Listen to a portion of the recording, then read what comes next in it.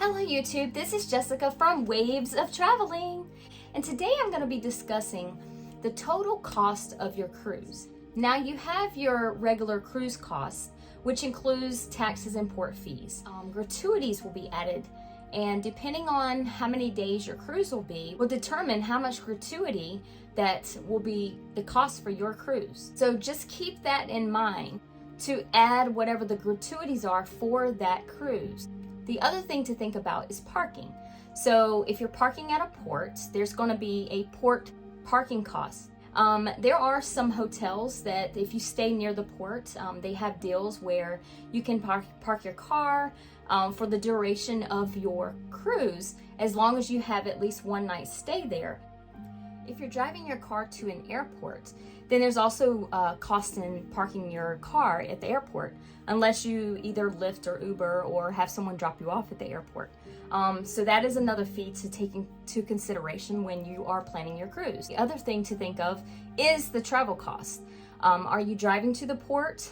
Is that going to be, gas money, parking, that kind of thing? Or are you going to be flying in? In that case, you have to, pay for flights to get into the port. And keep in mind that it's always good to travel at least a day before, because of delays that can happen, or anything that can happen. And the last thing you want is to travel and miss your port, because the costs can add up very quickly, and they're not the cheapest if you have to fly to the next port to catch the boat. The drink package.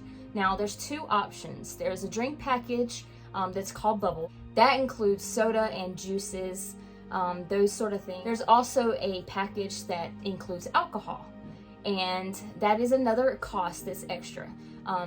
When you're on the cruise, tea, coffee, hot chocolate, lemonade, water, all of those are included.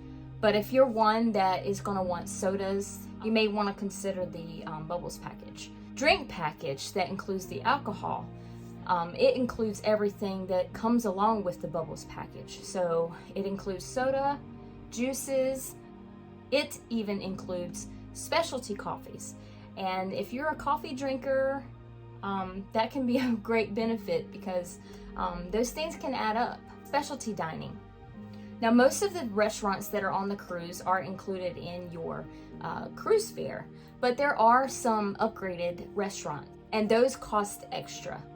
So keep in mind, if you think that you may want to go to a specialty restaurant, possibly, that is also an extra cost. Gambling.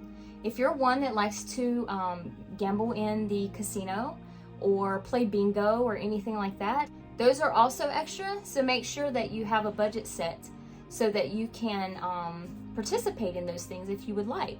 The next thing is souvenirs.